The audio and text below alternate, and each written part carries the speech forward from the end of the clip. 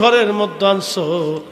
আমার উট ছিল দুর্বল হয়ে গেছে, সবল ছিল না দুধ, পাতিল ভরাট বেঁধে আনলাম দুধ। হালিমা রে, এই সন্তান ছাড়া তায়েফে যাওয়া যাবে না।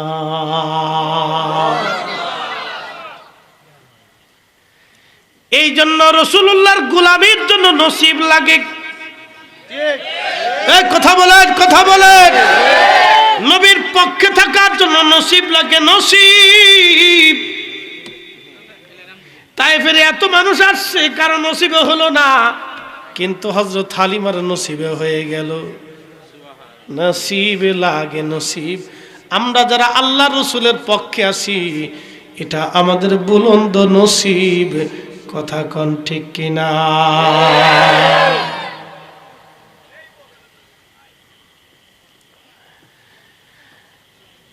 মুসলমান খুবই মনোযোগ দিয়ে হালিমাতুস সাদিয়া রাদিয়াল্লাহু আনহা বলতেছেন, দুনিয়ার মানুষ শোনো গো, আমি আমার রাসূলকে নিয়ে পরের দিন রওনা হব।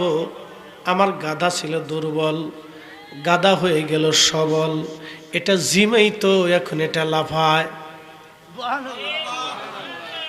একটা গাধা নবী পাইয়া খুশি, কিন্তু আমার দেশের মানুষ রূপী গাধা বুঝাইতে পারলাম না। দুনিয়ার গাধা নবী পেয়ে খুশি, কিন্তু আমার দেশের মানুষ রূপী গাধারে বুঝাইতে পারলাম না। মুসলমান খুব মনোযোগ দিয়েন। গাধা লাফায়, এটা তাজা হয়ে গেছে খুশিতে, বিরাট বড় খুশি গাধা। আমি গাধার পিঠে আল্লাহর নবীকে কোলের মধ্যে নিলাম। হযরত আমেনা বিদায় দিতে আসছে আমাকে। আমেনা এসে বলল, হালিমা রে, তুমি কারে নিয়ে যাচ্ছ জানোনি? ও হালিমা, তুমি কোন শিশু নিয়ে যাচ্ছ জানোনি? আমার মুহাম্মদ যখন আমার পেটের মধ্যে ছিল, আমি আমেনা জানতামই না আমার পেটের মধ্যে কোনো সন্তান আছে। অন্যান্য মহিলাদের মধ্যে ভারিত্ব, ওজনত্ব, ব্যথা বেদনা কষ্ট কিছুই ছিল না আমার। আমি কিছুই বুঝতাম না। শুধু মাঝে মধ্যে স্বপ্নের ঘরে কে জানি আইসা বলতো, আমেনা রে, তুমি বড় ভাগ্যবতী, তোমার উদরে আখিরি নবী রাহমাতুল লিল আলামিন তশরিফ নিয়েছে।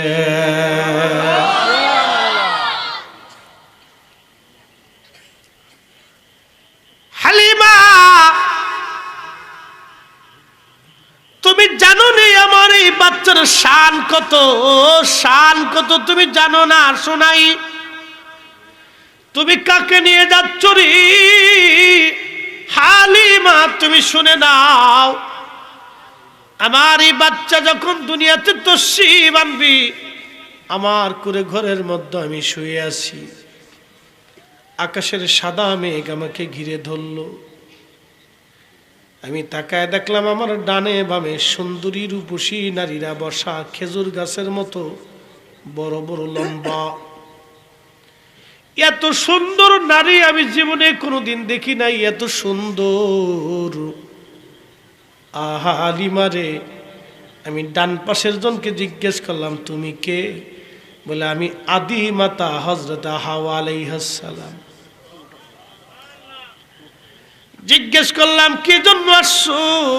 হাওয়া বলে, আমেনা, তুমি বড় ভাগ্যবতী, আমি আদি মা, আমি আদম নবীর স্ত্রী, আমি জগৎ জননী, সব মানব জাতির মা আমি। আমেনা রে, তুমি বড় ভাগ্যবতী, তোমার উদরে রাহমাতুল লিল আলামিন আখির নবী দুনিয়াতে তশরিফ আনতেছে। ওই নবীকে রিসিভ করার জন্য আল্লাহ আমারে জান্নাত থেকে তোমার কাছে পাঠাই দিছে। চিৎকার মেরে জোরে বলেন আল্লাহু আকবার, আরো জোরে বলেন আল্লাহু আকবার। ভুবনের প্রিয় মুহাম্মদ এলো রে দুনিয়া, আকাশ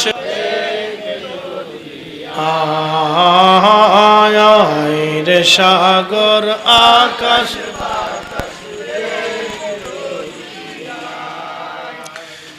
দেখ আমেনা মায়ের কোলে দোলে শিশু ইসলাম দোলে দেখ আমেনা মায়ের কোলে দোলে শিশু ইসলাম দোলে কচি মুখে শাহাদাতের বাণী সে শোনায়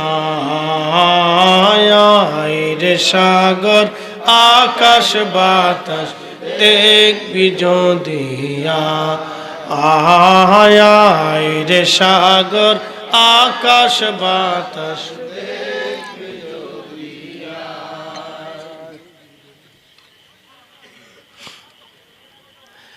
মৌলভী বাজারের মুসলমান দুনিয়ার বাসী শুনিয়ে যান হাজরাতে হালিমা বলতেছেন হযরত আমেনা আমাকে তার সন্তানের শান বলার পরে কোলে তুলে দিলেন। আমার উট আমার থেকে ছুটিয়া দৌড়াইয়া কাবা শরীফের সামনে চলে গেল। আমার উট আমার থেকে ছুটিয়া দৌড়াইয়া কাবা শরীফের সামনে চলে গেল। কাবার সামনে যাইয়া উট সেজদার মধ্যে পড়ে গেছে। সুবহানাল্লাহ হইল না? ঘুমাইছে? হ্যাঁ, রাত বেশি কষ্ট হচ্ছে আপনাদের? আজকে বারাতের রাত। এমনি যত সময় বসবেন তত সময় শুধু ইবাদত লেখা হবে। আজকে ডাবল। আজকে কি ডাবল? অন্য রাত থেকে আজকে ডাবল পাচ্ছেন। হয়তো আপনি আমাদের দেশে অনেক আছে বরাতের রাত আইছে, কেউ মনে করেন যে বাসায় যে ফেসবুক টিপবে, কেউ খবর দেখবে, কেউ তাসবিহ তাহলিল করবে, কোরআন পড়বে, কেউ পড়বে না, কেউ ঘুমাই থাকবে। কিন্তু মাহফিলটার একটা সুবিধা হলো যে রাত্রিবেলা অন্তত কিছু সময় হলো আমরা আল্লাহর বেহেশতের বাগানে একটু কাটানোর সুযোগ আমাদের হয়তো হয়ে গেছে। এই জন্য আমাদেরকে বসতে হবে, কথা শুনতে হবে, ধৈর্যের সাথে বসবেন ইনশাল্লাহ।